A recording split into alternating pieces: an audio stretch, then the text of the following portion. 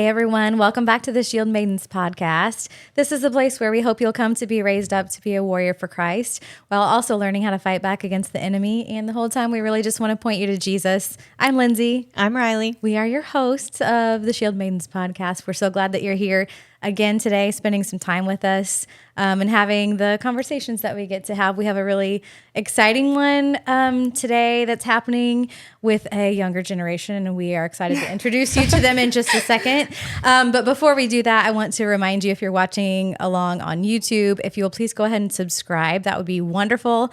If you could like and leave us some comments, things you need prayer for, anything that you suggest as a topic, we would love to hear that. And then don't forget to hit the notification bell as well so that you get notified each week on Tuesdays when our new episodes come out. And then if you're listening on the audio-only versions, we'd love for you to make sure you're following there and leave us a review so we can spread the word about what we're doing. So we'd be grateful for that if you could do that for us. But we want to go ahead and get down to our conversation today. Yeah, we do. It's going to be a fun one. We have actually two lovely teenage friends with us who are younger. I know. And more vibrant than me. But they are here with us. And I'll just let you guys introduce yourselves if you want to. We're really hoping today to get kind of a perspective from the younger generation of what it's like to follow Christ in the world today. So before we do that, though, we'd love if you guys could introduce yourselves and tell us whatever you want. We're easy. And whoever wants to go first. Yeah. I'm Lila. I am 16, and I am super excited that I was invited to be on here. We're glad you're here, Lila. Yes. I'm Madison, and I'm 17 years old, and I'm also just so excited to be here today. Hey, are you guys in the same grade? We are. We are juniors. Juniors, right? Yes. If you're local, you're both at North High School, correct? Yes. Okay. And then just for our audience's reference, do you guys have siblings? I know you do, Madison. I have one younger brother. One younger brother. Me too. Me too. Yes. Yeah. I am the oldest of 4. I have 2 younger brothers and then a little sister to tie the bow at the end. Yes, and she's so sweet. She is. So Madison's younger brother, but he's the oldest of younger the brother. 2 boys, is good friends with my oldest son. And so we've kind of connected in that way. And I can let Madison talk about this a little bit, but she also has had her own podcast Yes. in the past. And I think she has stopped doing that now, but I was blown away when I saw her release it, just at your boldness and your faith as a teenager to put that out. I would have never. I don't have the courage as an adult right now to be doing it. And so to see that, I think it's so beautiful. And I love it. And so Thank you were, you. when we talked about having maybe some younger people to come talk with us, like you were at the top of my list. I thought, okay, like she's one that you're clearly doing something right. Thank you. And so we just would love to get your perspective from both Gain of some you. wisdom. Gain some wisdom, yeah, as parents, of course, with I have 1 teenager and 2 more, coming up, and you've got younger kids. Yep. But, it's really hard raising kids in this crazy world. I'm And I'm sure. sure it's hard to be a Yes. teenager in this world right now. I've been a teenager, but it was a long time ago, so... Speak for yourself. I know you're closer to the teenage years than I am, but we're glad that you guys are here. So Thank you for inviting here. us. yeah, so Madison's like a pro at this. I have a it's year's fine. worth But- of experience. Hey, that's more than we have. Yeah. But we're glad you guys decided to say yes and come on. So I was thinking first, if you guys just want to maybe tell us a little bit individually about your journey and just like how you started following Jesus, like how did you get to where you are? Clearly you're bold in your faith, and how did you get to that? Good start. Yeah. Okay, so I'll go first. Yeah, So go for it. I was born in a Christian household. Like that was always this like center of my family. My dad's a pastor. And growing up, I always had that kind of circle of Jesus in my life, but when I was growing up, I really didn't know what that like meant. I was just like, oh, we go to church on Sunday. Jesus died for our sins. Like that was kind of the extent of it. But near middle school, 8th grade year, I guess, I kind of started to shy away from it just because, I mean, middle school is rough, and it was just bad. Yes. Just friendships that weren't building me up, and just feeling like lonely because I was always labeled as the goody two shoes or the good girl because my dad's pastor and I follower of Jesus, but it was just kind of, I tried to fit in more than I tried to stand out, if that made sense. So, you know, I just do things I'm not proud of, and it was just not a good time in my life. But I used to live in Indy. Okay. So it was, I would say, the summer before freshman year, we moved from Indy to Evansville. And that was, the beginning, that was rough because I was just like, I'm leaving all of my family, all of my friends, and it was just so like hard for me to wrap my mind around it. But I mean, it was the biggest blessing. I would have never have known that. So, so we moved here, and I was like, that summer I just kind of felt lonely because I was like, well, I don't have any friends. I don't know anybody here. But then I got plugged into volleyball, and I met Madison. Okay, so that's how you met. Yes. Obviously, you're at the same school. Yes. But yeah. And then she invited me to youth group, and I got plugged in. I was like, oh, okay, so this is different. But I really, like, freshman year, into freshman year, I feel like I started to really take my faith seriously. And I got a mentor, Faith Peak, and I was just really, I just got brought back in, and it's just been amazing. I've just, it's been awesome. So if you would have told me that moving from Evansville, I would have been here 2 years ago, it would have been, Not on your radar. Yeah, like not that on my was radar. not something you were expecting. No, definitely not. So, yes, I love that. Yes. And so your whole family moved down here, you said. Like, has your family, has they noticed a difference too? I think definitely, yes. I would say so. Yeah. Just what I'm doing and all the things I'm going to, like, my week is filled with just these, like, Christian activities, and and when we lived in Indy, that was not part of that. we would just go to church, and a very small church, and that's all we did. So, I would definitely say so. Like, my mom and my dad, they definitely have noticed a difference. So, Awesome. yes. Thank you. Yeah. Thanks for sharing.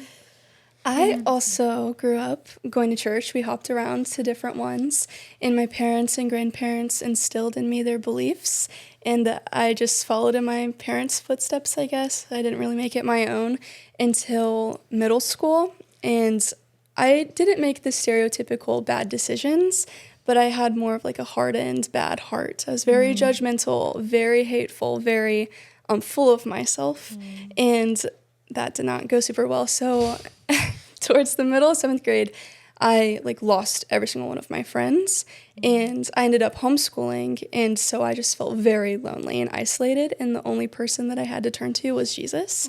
And so going into my freshman year, I went to a church camp with CFC called CIY, and I realized that being a follower of Jesus, it's a lifestyle. It's a relationship. There are ways to live it out, and that was a 360 on my faith. It was completely changed, completely different. And then switching communities, and it's just been it continues to be a story and a ride, and it's never ending. And I think that Lila and I are both blessed to have more quote unquote boring testimonies. Yes. But I think that that's a blessing in itself. Like how wise that you can realize that. Yeah, even as a 16, 17-year-old, that you can realize that now. Like, and no testimony is boring because God still changes your hearts. You know what I mean? Like, he still has to do that work in you. He takes you from being dead to alive, literally. Yes.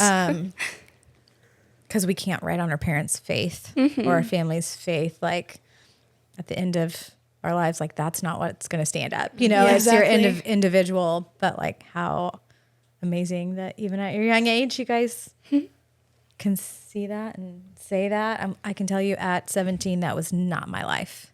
So, and I wish it was like now. I'm like, Right. I wish that I would have. I don't regret my life and my story because it's where I am and it was God's timing and He writes it. Yeah. Yes. But Yes. you wish sometimes you didn't go through some of the Yes. heartache and the decisions that you Right. make looking back. So you guys have so much wisdom already. Right? I'm A little like, intimidated. I know we're intimidated. Yeah. For sure. Oh, but thanks for sharing that, both of you. Of course. Like Lindsay said, my kids are younger. So my kids are 5 and 9. And so I'm on the brink of entering the Gloria's culture getting with close. them. Yes. Yeah. Figuring out that y'all speak a different language than we did. Oh yeah, the teenage And I don't language. understand it. And it's fine. And I've had to school her a little bit on that. A little bit, I know. yeah. I mean, the only one I get so far is being called bruh. And I don't put up with that. Yeah. My 8-year-old brother has started calling us "ka." Oh, I'm like, I'm not your cousin. Like I'm your cousin? sister. oh, I haven't heard that one. Yeah. Yeah, me Okay. either. That was a new one. Yeah, I think it's different for each age Yeah, range uh-huh. because Jackson says stuff different than Just what gets we hear at dumber school. and dumber. Is that what you mean? Yes. Yeah. Maybe a little bit. Yes. And so how old? You've got Jackson, who's 14. Jackson's 14, Preston is 9, and Aniston is 7. Okay. And then your brother is 12. 12. Yes. Okay. So I have a 14-year-old, a 12-year-old, and a 10-year-old. So yeah, similar in years are 5 and 9. Yeah. So I have a teenager and then one that's on the brink, and then the 10-year-old also thinks he's on the brink. So Yes. the language we get The language was. like Riz and I didn't even try to understand.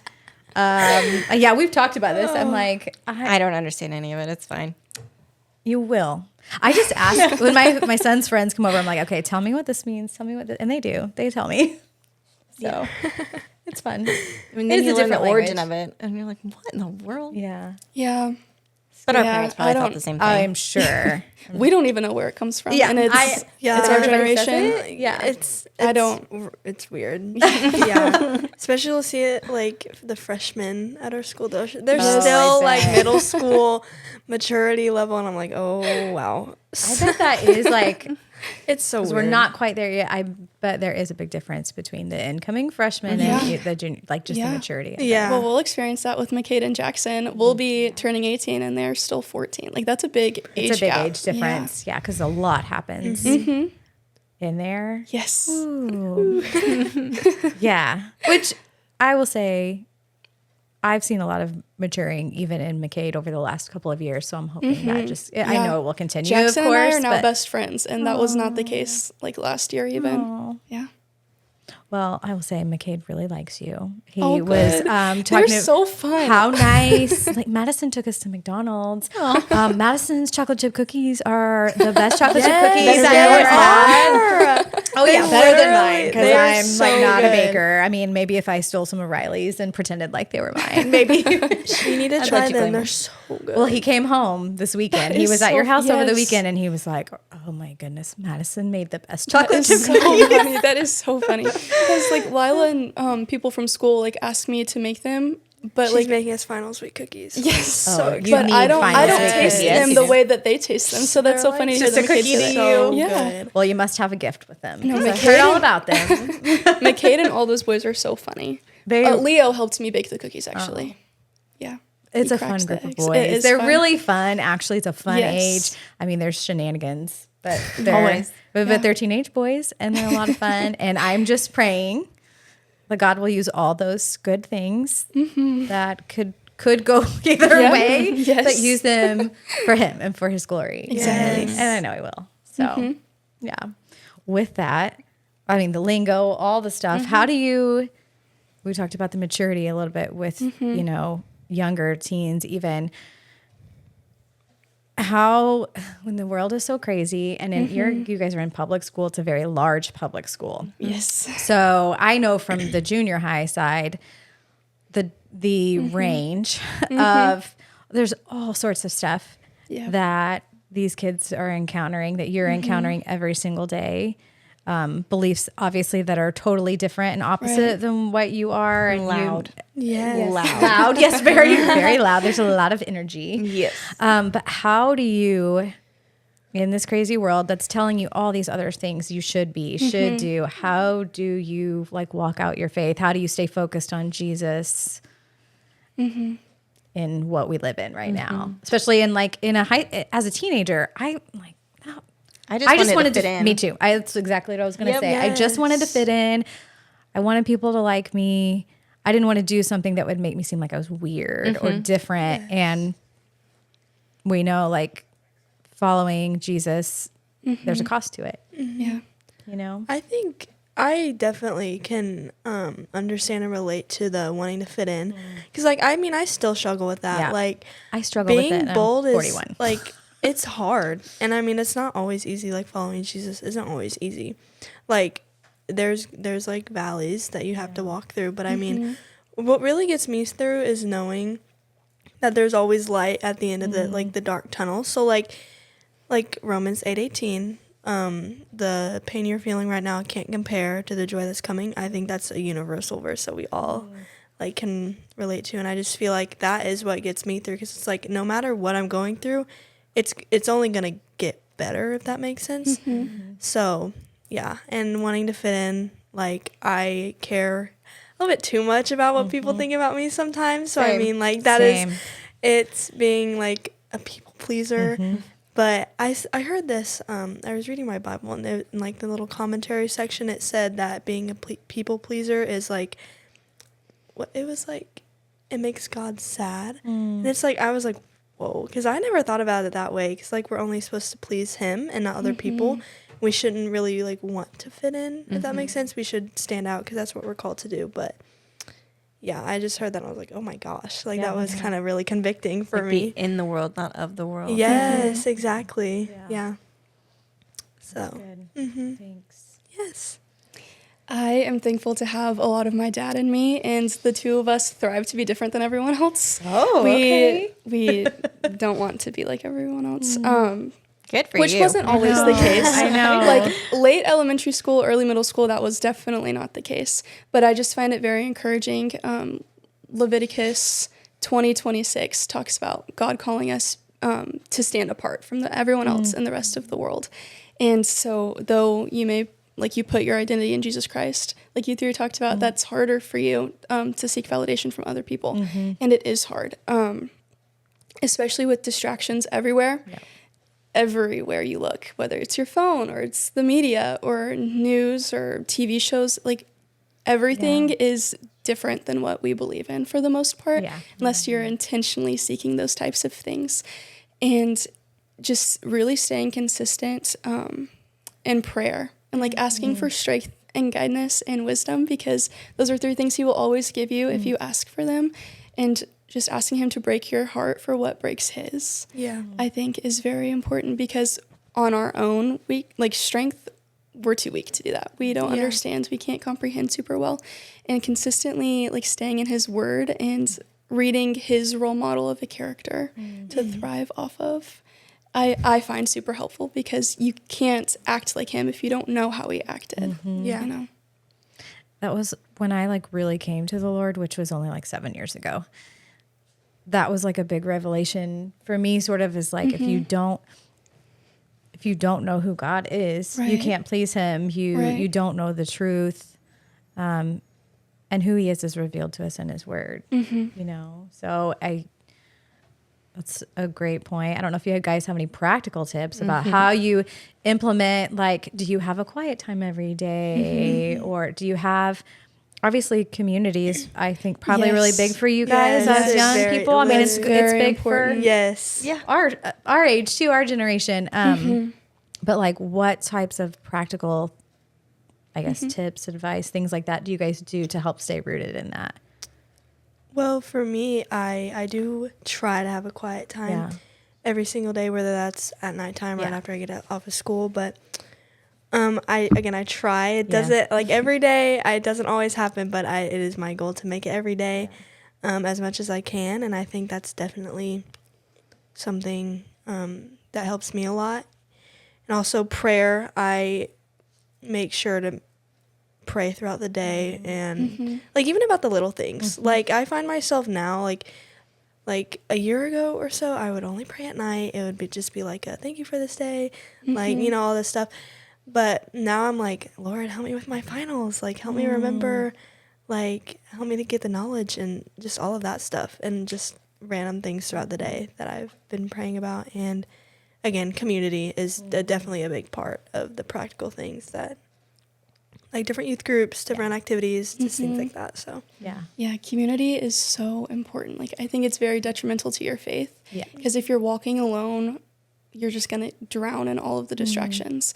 So having community and equally minded friends, and we both share the same mentor, Faith Peak, she said that earlier, but having accountability and an accountability partner and someone who can disciple you and lead you through the seasons that you're in, but also being very intentional with your Jesus time. It is a relationship. Like, if you're not talking to him in prayer, like, how do you have a relationship with someone you don't talk to? And being intentional, setting him a priority in every aspect of your life, making sure that you read, whether it's in the morning or it's at night. I read at night before bed, praying throughout the day, turning on a worship song in your car and just spending 3 minutes singing to him.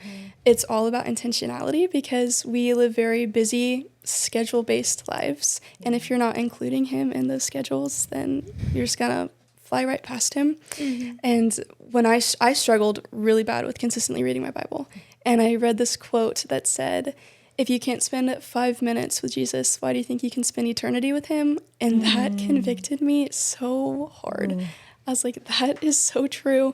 Like, if I just want to rush through or I feel like it's a chore or a burden, which at times, like, I still do. Like, everyone thinks that. You go through waves. But if you can't spend time with him, why would you want to? right? Yeah. Why would you want to? Wow. That's good. I'm blown away. I know. I'm completely honest. Mic drop here. Well, I mean, even our generation looks at the younger generations and thinks like, oh, you know, maybe projecting. Yeah. I didn't know that much when I was their age, for sure. I didn't care that much. Didn't even know what any of these things were. I was definitely a people pleaser. We grew up with terribly cheesy Christian music. Like, we didn't have Bethel. that's true. Yes. It was Sometimes Jesus that's- freak all the way. Right?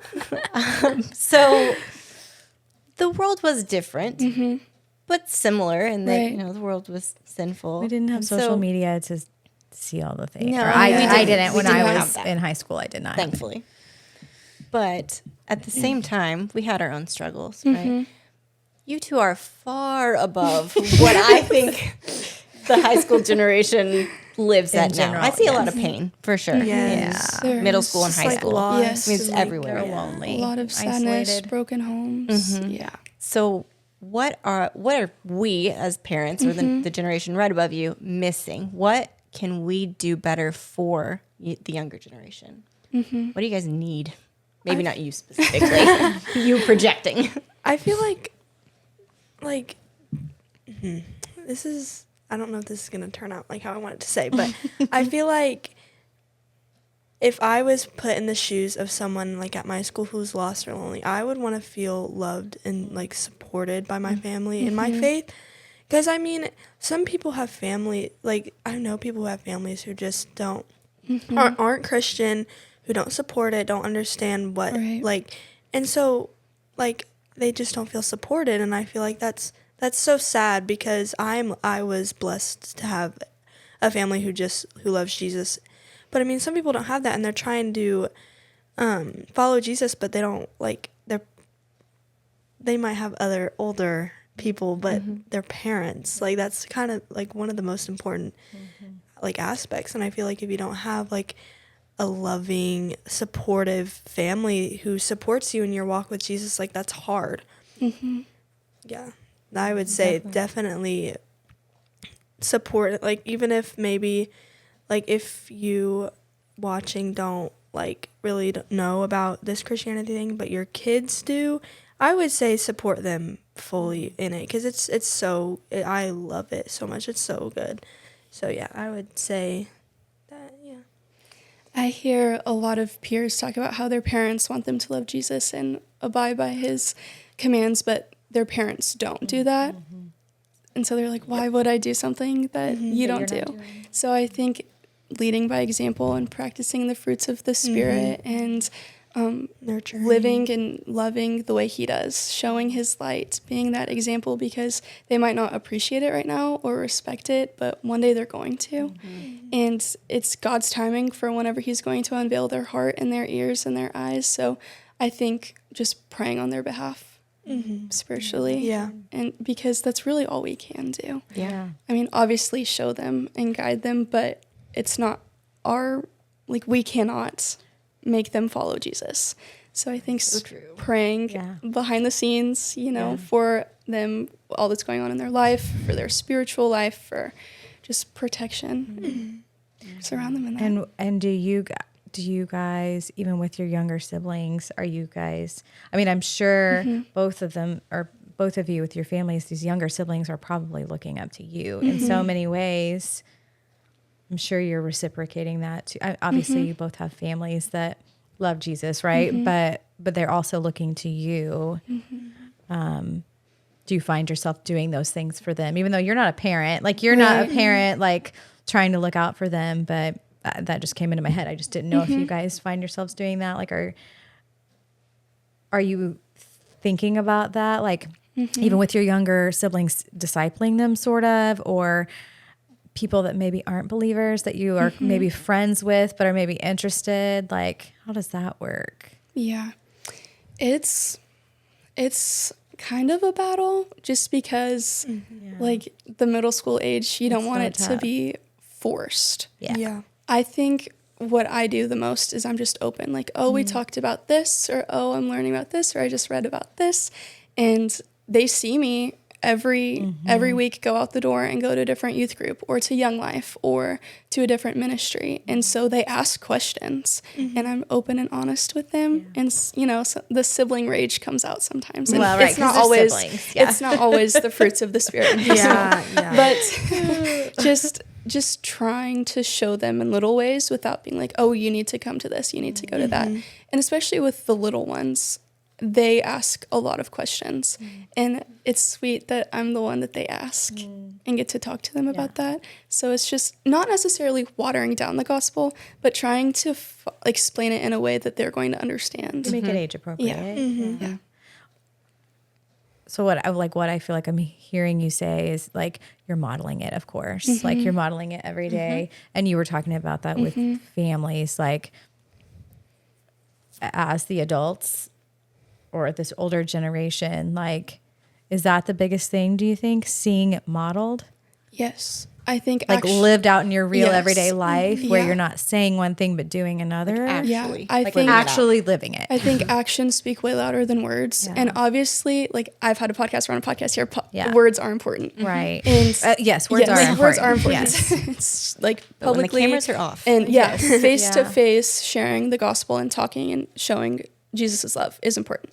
But if you're not living the way that you're preaching, that's where the stereotypical hypocrisy comes in. And Christians are known for being hypocrites and for being hateful. And like, yes, we're going to fall short to the glory. Like, we are not perfect. That is the sole reason we believe and follow in Jesus, because he was. But I mean, we are his ambassadors. And if we're not representing him correctly, someone's going to get a bad taste in their mouth of Jesus.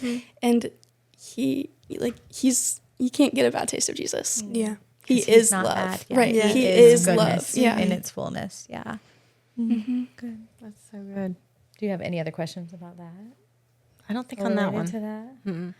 One thing I did want to ask you guys about is, do you have advice, and maybe not advice necessarily, but for other young people or parents who really want to raise godly? We kind of just talked about this, but you want to raise godly children in this world that's crazy. Right. Like, from your perspective, what do we need to do, or what advice could you give to other young people who really want to walk it out, but maybe don't know how? The problem that I face sometimes is how much of the culture to expose them to. Like, I really would love to homeschool my kids, but I also know I went through public school and I'm fine. Yeah. I I take them to church, but do I let them hang out with friends who I maybe know a little too much about their families? Or Yeah. how much of the culture do we need to fight against? I don't know. From your perspective, since you're in it. Right. Yeah. I think they shouldn't be too exposed to the culture because I think they should be aware of it. And I think that if you have those conversations with them, you should explain what you believe and what is the truth. That's what my parents did. That's what my grandparents preached. Like, explain it to them and let them know that these things are not okay. Our big conversation in our house right now is like Satan's hold on the music industry.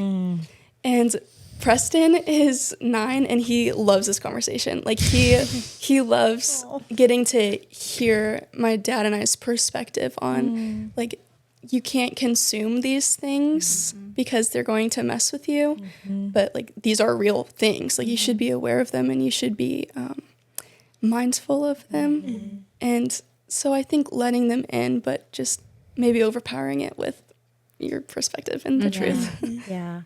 Well, and that's hard as they get older. There's more and more of their friends and the peers around them. Their input comes in and is important. And that's just part of growing up. Like, that's just part of the natural process. Like, you're around your friends more and you get more of their input, but they still need that solid input and foundation from their parents to guide them, even if they don't want it. Right. But I think there's a fine balance between There is. making them feel like you hate everything and they can't participate in anything and you're like, then it's no fun. And I don't want my kids to think that Jesus isn't fun, because it's the most fun that you can have. Literally, like walking in his will and doing what he's asked you to do is so much more of an adventure than I like. Who knew I was going to be on a podcast? Not me. So I think when I became a parent, I felt the heaviness of being able to explain to my kids why. So in the church culture that I grew up in, it was the main reason was because Jesus said so. And that wasn't good enough for me all the time. You know, it's like, well, I need a little more than that. And so I had to, when my oldest started talking, she started asking questions, and like a lot of them, and I'd get random ones. And so I knew the big ones were coming, and I didn't know how to answer them, one, to myself or to a kid. And so I was like, okay, well, I guess there's some things of this world that I need to research and not like participate in, but I need to know a little bit more about why people think these things are okay, or what actually the hold of the music industry is and where these things come from. And so as I began to research more and be able to explain to myself, then I could also give an example to my kids when they started asking these questions, like, is this okay? No, and let me tell you why. And sometimes I use the answer of, well, I mean, I always write it back to the Bible, but that doesn't have to always be the answer. Like, Jesus says this and he's right, and let me tell you why. So being able to defend your perspective, but to a child, is really important. I think being able to defend your belief, period, is important. If you can't explain to people why you feel or act a certain way, then is it that important? Cause some people will just be like, well, why? And if you can't like back it up, they're like, well, it can't be true. And it's just like, and if all you have is because Jesus said so, well, I don't believe you, like, Jesus. I don't care. Like, who cares?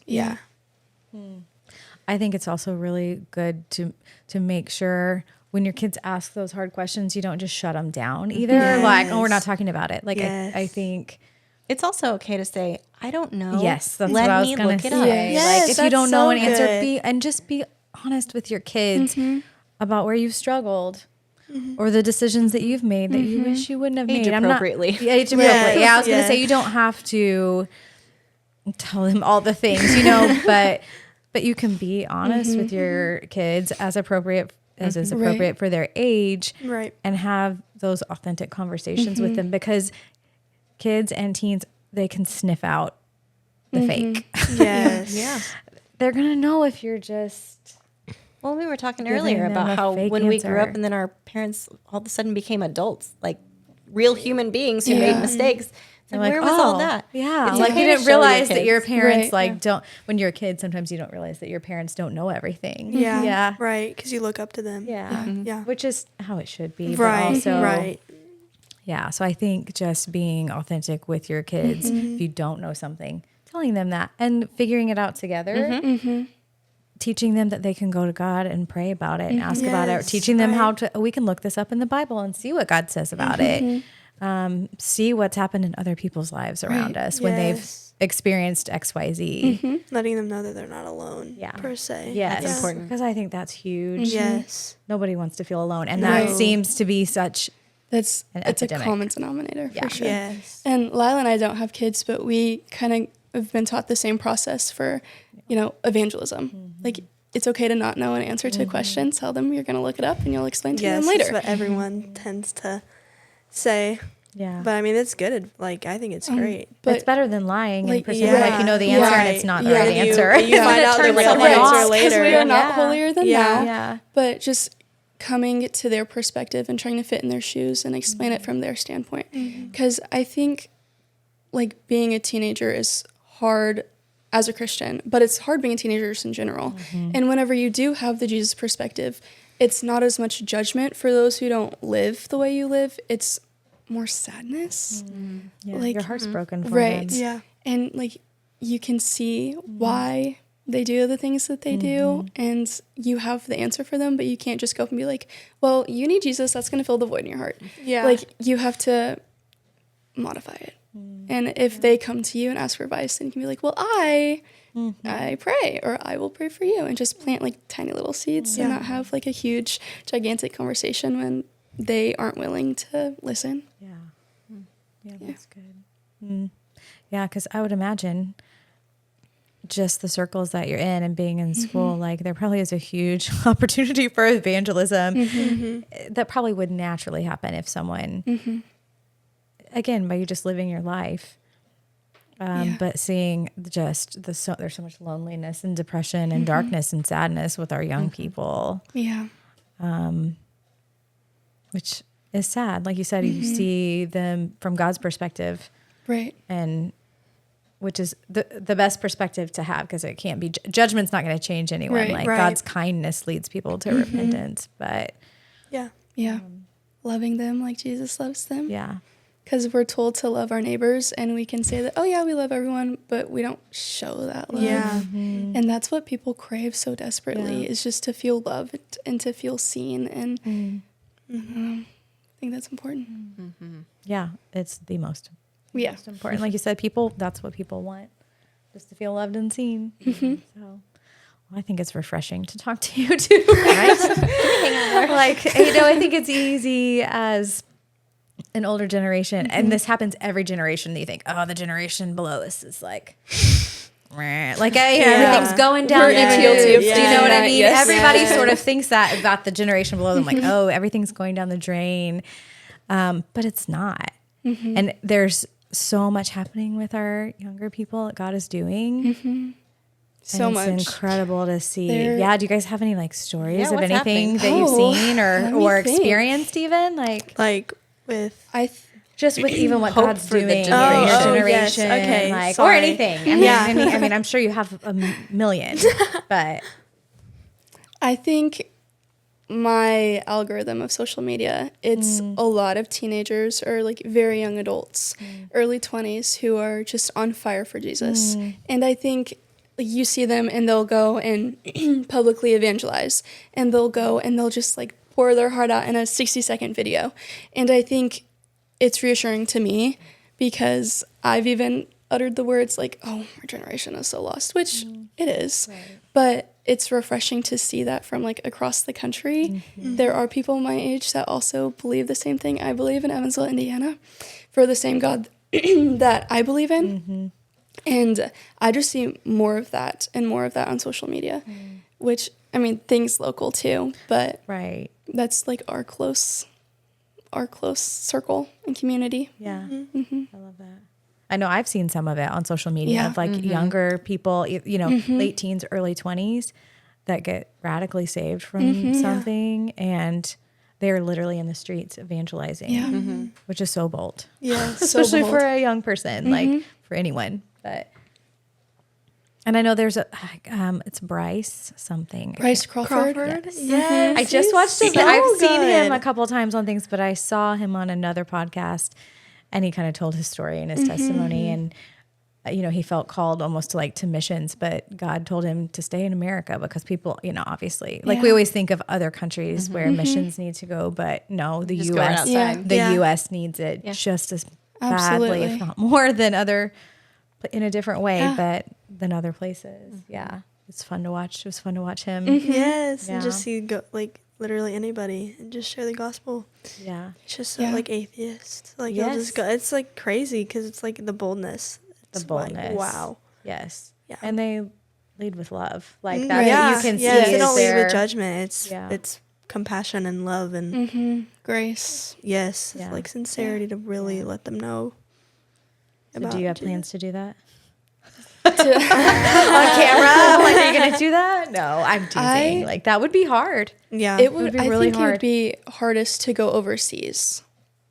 and More be a than here? missionary. More Yeah. than here. I feel like, I would love to do that here. There's a group in Nashville that walks the streets of Broadways that I think, or Broadway, which would be very cool. Lila and I did this one time. We set up just a stand downtown, and we had free Bibles and treats, and no one came up to us. Nobody No one did? came up to us, which No is one. fine. But it's okay. But I'd like to keep that tradition going and Yes. continue doing that because eventually the seeds will be planted.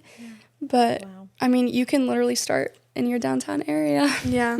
Yeah, your wherever front you yard, are. Wherever you are. right? Yeah, in your front yard, the corner of your street. We put sticky notes up around Yes, north. we did. Around the high school? Yeah, Yes, we we just do do that verses sometimes. and stuff. We just put them on We- lockers, desks. The first things time we that. ever hung out, it was our freshman year. Oh my god. And we went to Chick-fil-A I with remember this. my mom and my sister because we couldn't drive yet.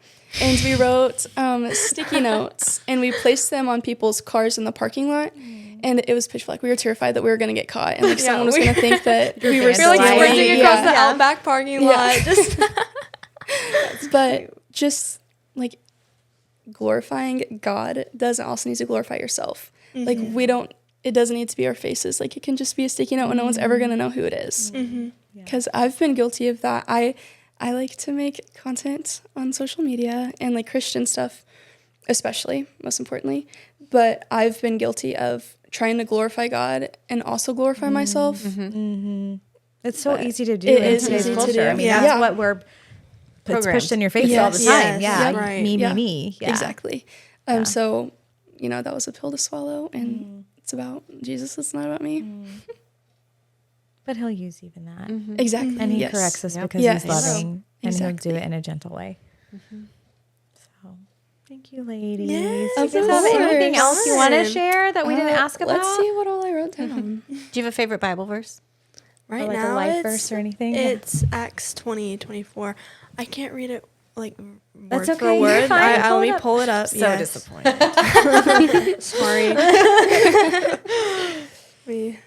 Madison, you can go. If you. Mine is Luke 1:45, and this is probably also not word for word, but it's she believes what the Lord has promised her, because I feel like I've just been in a waiting season, and I'm a very hopeful person, so I'm just gonna believe and trust, which is hard because as the firstborn, I love the control. I love to control things and to plan things. I plan everything. It's so much fun. So much fun. But I can't do that for my life. It's already written out. I have to surrender everything and be totally open to what he has in store for me because there actually is no other plan. But it's also kind of refreshing to know that it's not up to me. Yeah. Yeah. I don't have to decide everything. But giving up that control is hard because it's kind of scary to not know what's to come. Yeah. Yeah, it is. And that doesn't stop doesn't when you really get get older. It doesn't get any easier because Right. he still does things sometimes when you get older that you're like, Answers questions you didn't ask. answers questions you didn't ask, Yeah. leads you in a direction you did not see coming. Yeah. Tells you to start a podcast. Tells you to There start a you go. podcast. There you go. Yeah. Okay, mine's Kayla. pulled up. So it says, "But my life is worth nothing to me unless I use it for finishing the work assigned me by the Lord Jesus, the work of telling others the good news about the wonderful grace of God." So I just love that verse because it just has such a good message of like your life shouldn't be like, it shouldn't mean anything to you because you're gonna live it up in heaven with Jesus one day, and like your life down here, like, I mean, we all struggle with that sometimes, Yeah. but I think the universal just theme of that verse is just so good. Yeah. Beautiful. Yeah. The only thing you can take to heaven with you is other people. Right. Right. Pack your bags. Yes, pack bags. Yeah. Can't even take those. Put You people can't even in take them. those, No. right? Just put the Fill people. in the bag for the people.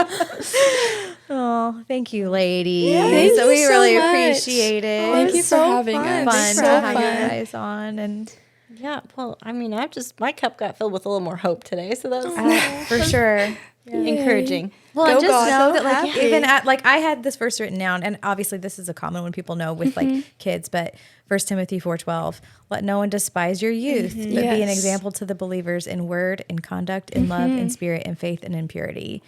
Like, you can encourage us and teach us just as much as we do you. You know, it's both ways. Like, obviously, we all need people who are further along in the Lord than us to disciple us and mentor us and those sorts of things. But like, we're grateful that you came and like encouraged us and having gave us some us. hope. And like, Yes.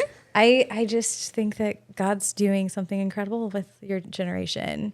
Something different than maybe, you know, in ours, and we'll see what he does. But I can't wait Absolutely. to see it. Yeah. Yes. Well, thank you, ladies. Of course. Thank you for having us. Thank you guys for tuning in today. We hope you've enjoyed our conversation. And if you would, before you go, please give it a like and comment down below what's something that we would love to pray for you for. And then make sure on your way out you subscribe and ring that notification bell so that you get that notification every time we post, which is on Tuesdays. Until then, grab a shield. We'll see you out there. Bye.